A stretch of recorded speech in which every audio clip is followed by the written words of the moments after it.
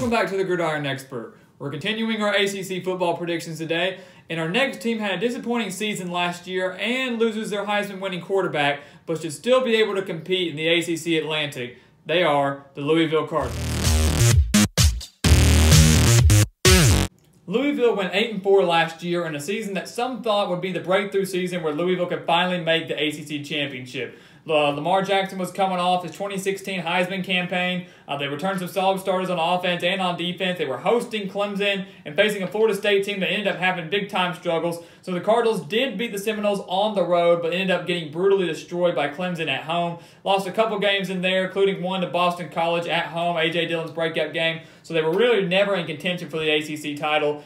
So kind of a disappointing year for them, and then losing their bowl game to Mississippi State to drop to 8-5. This year they return 11 starters with only 4 on the defensive side of the ball. Yes, they do bring back Dorian Etheridge, the leading tackler from last year's team. And Bobby Petrino's teams have never really been known for their defense. That's been the case at Louisville, been the case at Arkansas. He's more of an offensive-minded coach, and this year they returned 7 starters on the offensive side of the ball. Jawon Pass at quarterback, who I think will be doing a great job filling Lamar Jackson's shoes. I think he'll do a solid job there. He gets some solid receivers coming back, more so than Lamar Jackson did during his time there. You have Jaylen Smith and Seth Dawkins, and 4 offensive linemen return out of those 5 from last year. So he will have some solid protection there. So this is a team that, yes, lost their biggest playmaker in Lamar Jackson, but can still put up some big numbers and to still be able to compete in the Atlantic Division. They open up the season with a brutal test against Alabama and Orlando. Now, I will go ahead and mark this down as a loss. I don't think many people have Louisville winning this game. I want to say that the opening spread for this game was Alabama by 41 or somewhere around there.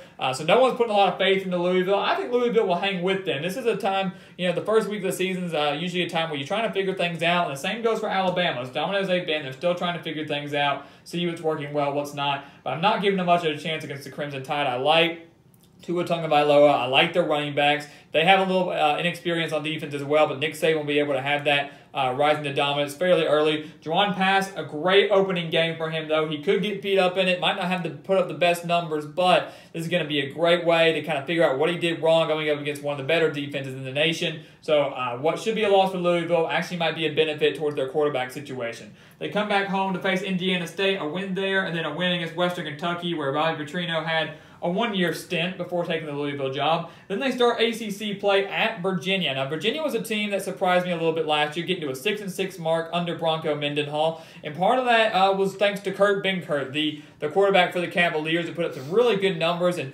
got the Cavaliers to some net close losses that, had they won those, could have had a really good season instead of just 6-6. Mendenhall's done a good job with this Virginia team. They're going to have a very solid defense. I don't think they're going to have a solid offense. Benkert's gone. They lost some other playmakers on the offensive side of the ball. I just don't have a lot of faith in Virginia this year to get back to a bowl game. They actually might have a really bad year. I like Louisville to come on the road and get a win here. The Virginia defense is going to pressure Louisville a little bit, give them a little bit of trouble, but shouldn't be too bad. And then Florida State back in Louisville. Remember, 2 years ago, that was really when Louisville was really shooting towards the top, got themselves in like top 5 of the rankings when they annihilated Florida State. I think it was 62-20. That certainly will not be the case this year, but I think Louisville will get the win over the Seminoles. Louisville is a tough place to play. By this point in the season, they're 4 games in. They're 1 game into conference play. I like Jawon Pass. I think he's going to get those that chemistry down with his receivers. The defense, that should be a little weaker this year, is going to be able to kind of build up some stamina and build up a little bit of a cushion there, where they're going to start getting a lot better. DeAndre Francois returns for the Seminoles this year, and that's going to be a bonus for them. Willie Taggart's offense. I think this game's going to be close. It's not going to be anywhere near what happened last year, what happened 2 years ago. Because remember last year, I think Louisville won 31-18, 31-13. So this is going to be a closer game. But Louisville gets the win at home, and it is certainly a big one. And then Georgia Tech comes into town. Georgia Tech, a team that Louisville's defense is not up to par, is still a little weak, could come in here and beat the Cardinals. Taquan Marshall, a very solid dual threat quarterback for the Yellow Jackets. We know what type of offense the Yellow Jackets run. We've seen it for years now. And defenses have learned to stop, trying to learn to stop it, but somehow it always works for the Yellow Jackets. They still are usually able to get to a bowl game. So this is still an offense that I think could give the Louisville defense a little bit of trouble, but in turn the Louisville offense should give the Georgia Tech defense a little bit of trouble as well.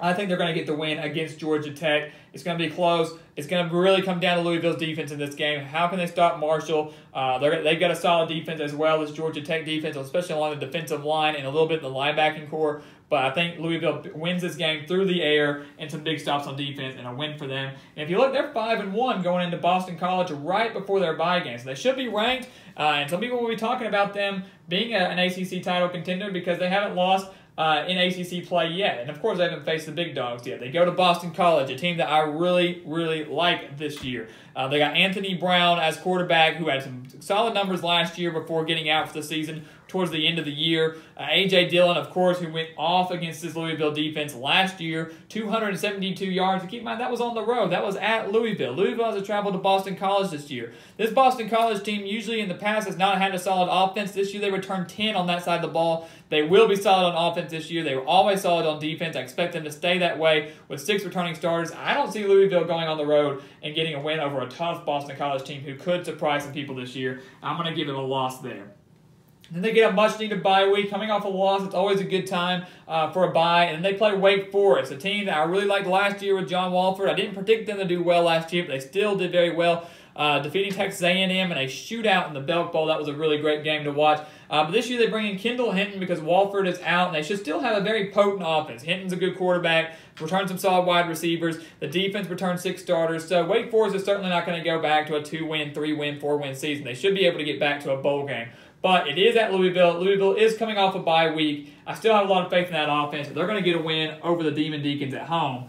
And then a really key stretch here. We all know November is the most important month in college football, especially for teams that are in the hunt for a national title or a conference title or something like that. Louisville plays at Clemson the first weekend of November, and if you remember 2 years ago, it was a thrilling game between Deshaun Watson and Lamar Jackson in Death Valley, and Louisville was just so close to winning that game if they had a little more effort from their wide receivers on that 4th down conversion. But this year, Clemson is a super, super solid team. I don't see anybody beating them in the regular season. That defense is so strong. This game's on the road. Louisville has a solid offense and a solid offensive line, but I expect the defensive line to rattle that offensive line, put some pressure on Jawon Pass. I don't see Louisville's defense getting the job done here on the road against whether it's Kelly Bryant or Trevor Lawrence. They have a solid running back, Travis Etienne, so I just do not see Louisville going on the road and defeating Clemson, and I really don't see anybody going on the road and defeating Clemson this year.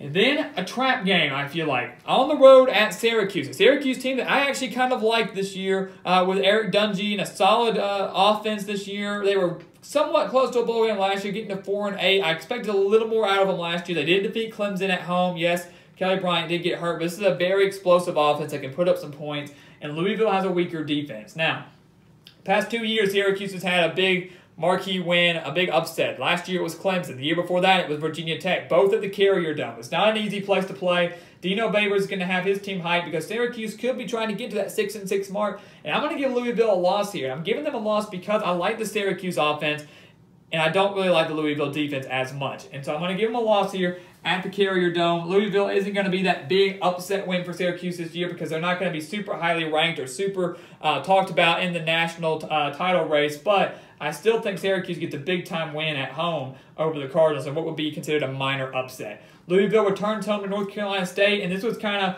of a big defining moment of Louisville's season last year, going on the road at NC State, which was a solid team last year, 9 wins. Bradley Chubb on defense, Ryan Finley at quarterback. Chubb is gone, Finley still is there. Louisville got annihilated in that game. This year it's back at home, and North Carolina State does not have many returning starters on the defensive side of the ball. They're coming off back-to-back losses, something that isn't super common to see with Bobby Petrino teams. I think that they are going to be fired up for this game, and I think they're going to get a win over North Carolina State. I don't have a lot of faith in this NC State team to get back to the 9-win mark. I think they get back to a bowl game. I really like Ryan Finley as quarterback, so I think he's going to put up some big numbers once again. But I think Louisville gets a much-needed win right before they go into their rivalry week against Kentucky to close out the year. This game is at home, and if you look back, the past 2 games, so back in 2016 and 14, past 2 games played at Louisville have been decided by a total of 7 points. 2 years ago, Kentucky upsetting Lamar Jackson and the Cardinals as they kind of petered out towards the end, 41-38, and then 44-40 back in 2014, that game going to the Cardinals.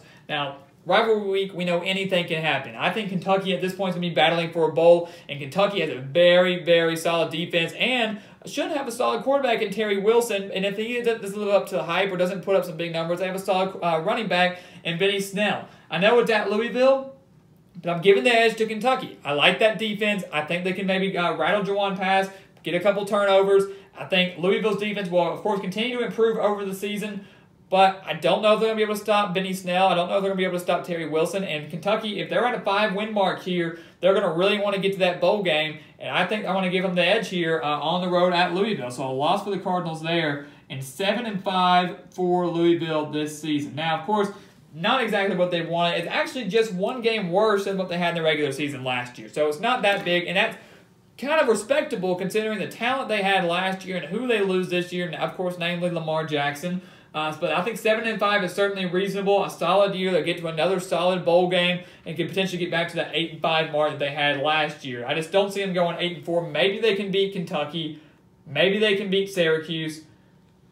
But I think those are the only two games that I think that they could potentially take to get to maybe a 9-win season or an 8-win season. I don't think they're going to beat Clemson. I don't think they're going to beat Alabama. I don't think they're going to beat Boston College. So the only two games I could see maybe going either way are Kentucky and Syracuse. But one of those is on the road against a potent offense. One of those is at home against a very strong defense. So 7-5 for the Cardinals this year should put them in the middle of the pack of the ACC Atlantic. Still a solid year for Bobby Petrino and his Cardinals for the 2018 campaign. So 7-5 for Louisville. As always, go check us out on Twitter for more news, behind-the-scenes action, all that good stuff at Gridiron Expert, and the same thing on Instagram at The Gridiron Expert for tons of news, behind-the-scenes posts, and updates, and all that good stuff. And always here on YouTube at The Gridiron Expert. Please continue to like, comment, and subscribe, and we will see you next time on The Gridiron Expert.